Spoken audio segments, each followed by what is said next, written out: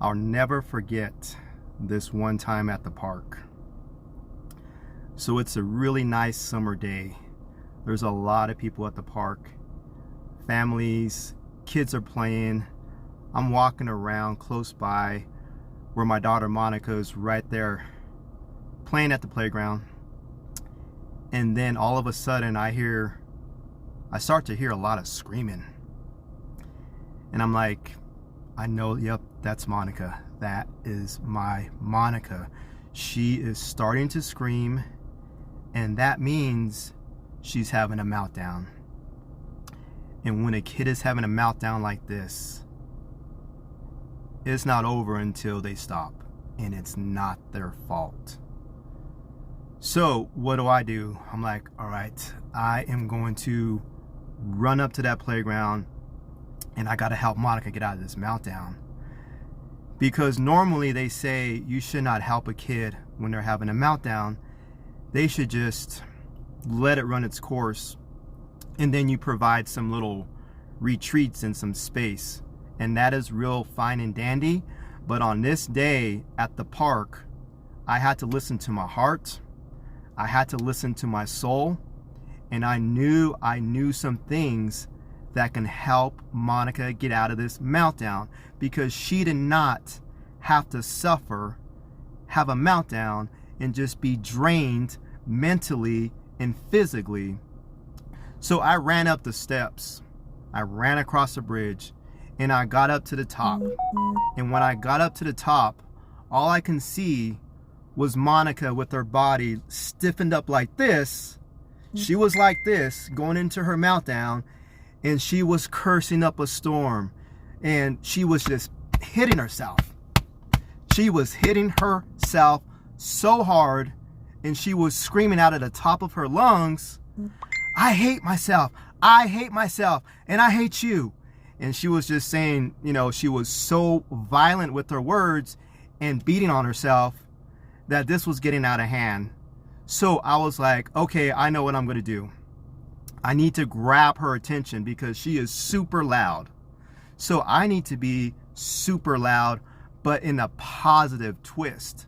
So I know Monica, she absolutely loves the movie Frozen. Anna and Elsa might as well be real, and it might as well be her sisters, because that is one movie that Monica loves. So I said, I'm going to use Frozen. And I've seen the movie so many times with Monica that I had to pick out some parts that she likes so I can hopefully distract this meltdown and start to bring her out of it. So I raised my voice to Monica. So she's right here screaming, right? She is hitting herself. She is like this. She's still screaming, I'm going to cut your head off. I hate myself. And she's still barking up those type of words. So I accepted the challenge. And I'm an introvert, by the way, but I took that introvert right out of my body, because this is all about my daughter Monica, and it's not about me. So here's what I did. I jumped into Frozen. I started talking like Frozen characters. So I went into the scenes that I know are dear and deep to Monica's heart, because she does not like Anna and Elsa being picked on or any type of thing like that. So I know there's that part in Frozen where they shackle, right? They shackle and they handcuff Elsa. And so I start talking about that. So I'm like, Monica, I am so sorry. I don't know why. I don't know why they shackled up Elsa. I don't know why they have her down there in the dungeon. She didn't do anything wrong. She did nothing wrong. She just doesn't know how to control her powers yet. And she was not trying to hurt her sister, Anna. And when I started to talk with those scenes that are powerful to her, because she loves Elsa, she loves Anna, that meant something to her. And after Monica started to hear that, she slowly, gradually, she started to listen to me. So that was step one of the distraction of helping her get out of this meltdown, where she was just beating herself up and screaming her lungs. And let me just tell you at the same time, I put on horse blinders. I did not care. There was a crowd of people watching. There was kids that were backed up like this. There was parents like, what is going on here? And what is this parent doing? What's going on here? So my horse blinders are on, and I'm just like, I'm going to help my daughter. And you guys, in my head, I was telling myself, you guys can just watch and learn, and then you can ask questions later. So as I'm talking in those frozen scenes for Monica, you know, I'm also saying some other parts like, Monica, I am just, you know, Elsa did not want to run away. She does not want to be alone. She does not want to be lost. She doesn't want to be sad. And that's why Anna went after her. She went in that cold weather. She went to that mountain. She was going to find Elsa because she loves her. She's not scared of her sister like Hans was telling her, making up a story that was not true. So when I kept saying those movie parts that are important to Monica, she started to listen, and she stopped hitting herself. She gradually stopped yelling. She gradually stopped cursing, and she was actually listening to me. But I'm not the rock star. The rock star is those movies, those movie characters, those people that mean so much to Monica in her life. I had to try and bring them out and make them real during this moment. So when that started to happen, Monica started to calm down, like I said, and she was listening to me. So then I had another idea, and I don't know how I got this idea, but I just did. So I saw a soccer net was right over there in the grass. And immediately I thought of another movie in another way to help Monica get out of this meltdown. So I thought of The Little Mermaid. So A Little Mermaid, still to this day, is one of her favorite movies. She loves Ariel, but she does not, of course, like Ursula, the evil octopus. So when I saw that soccer net over there, I had a picture in my head. And I said, okay, that soccer net right there, that's Ursula. The net, that is actually Ursula's tentacles. So what I created in my head was, okay, I'm going to tell Monica, hey, let's go over there because Ursula is the soccer net and the net is the tentacles, and those tentacles are trying to grab Ariel, and Monica loves Ariel, and she knows, and I watched that movie with Monica so many times, that Ursula wants to take Ariel's voice away, and she wants her to sign a paper to do that.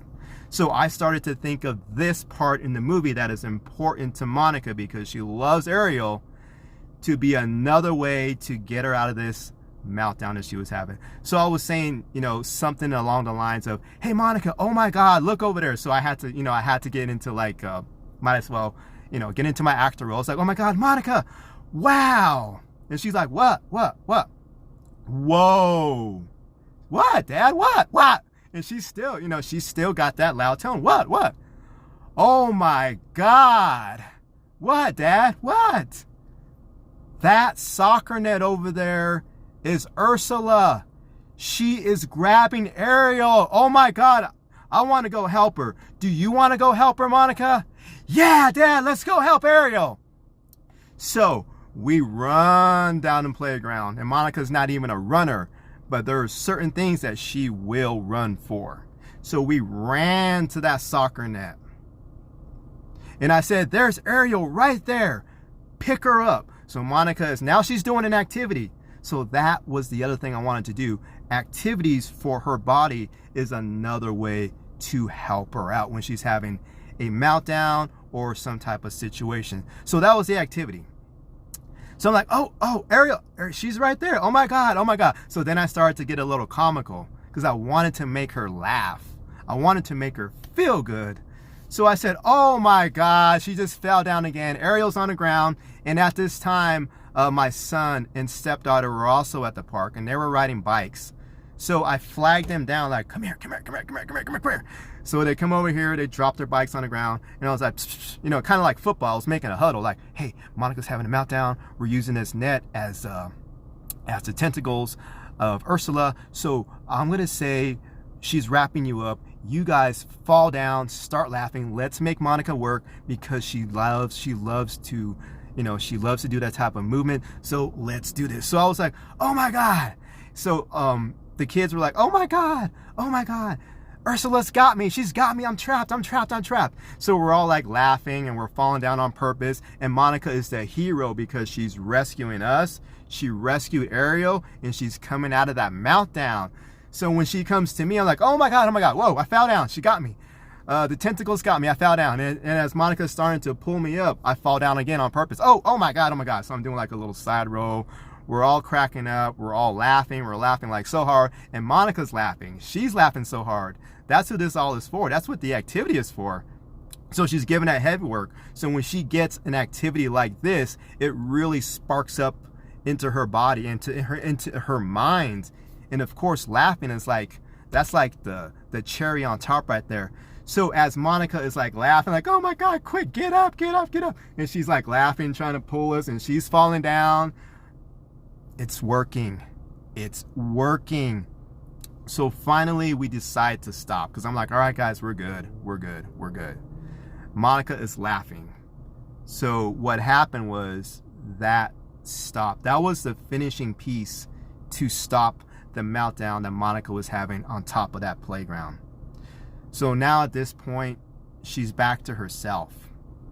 She's feeling good. And she is actually saying, hey, Dad, I wanna go back to the playground now. I want to go swing. Swinging is one of her favorite activities in the entire world. So we are holding hands and we're walking back to that playground. And Monica is feeling back to herself again.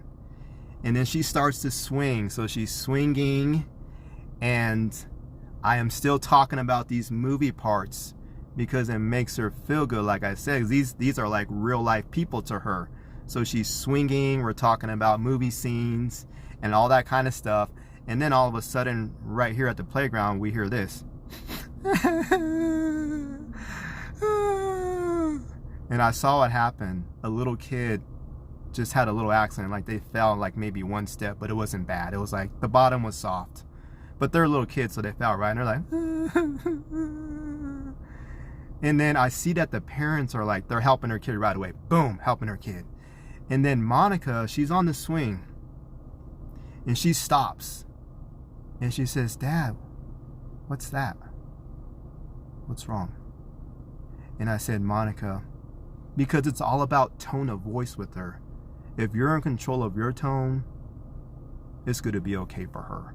So I said, Monica, a little kid over there, he accidentally fell. It wasn't a hard fall. It was just a little one, but the bottom was soft where he fell at, and he's going to be okay because his parents are right there helping him out. And she was like, so now that's who Monica is. She is a caring and loving person. So she was like, oh, okay. I hope he's okay, Dad. I hope that kid's okay, because I don't want to hear him. I don't want him to be sad. I don't want him to cry. And Monica just went through that experience herself, having her meltdown. So that is how we actually turned this meltdown of a nightmare. We stopped it. And I just want to say, I went against the grain.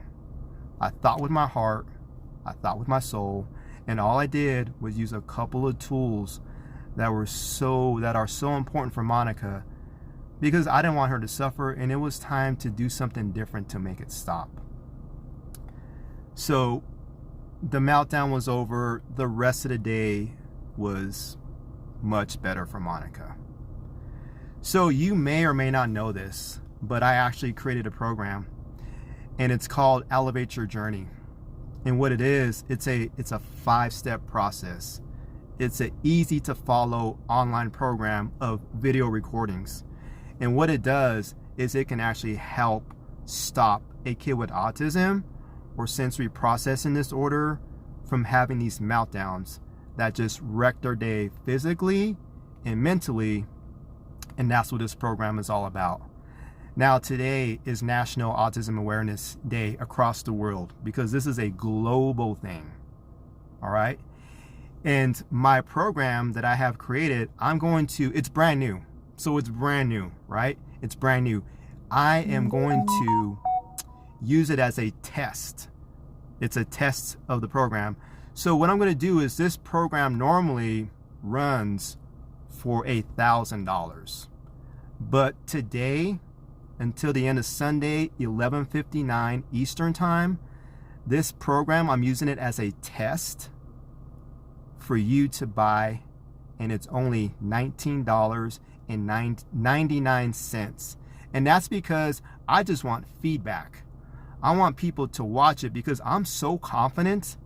I am so confident that you will get some benefit, you will get some value, and you will get some support that you need in this program. That all I want from you is just feedback and maybe an interview on a video. And that's why it's a low cost.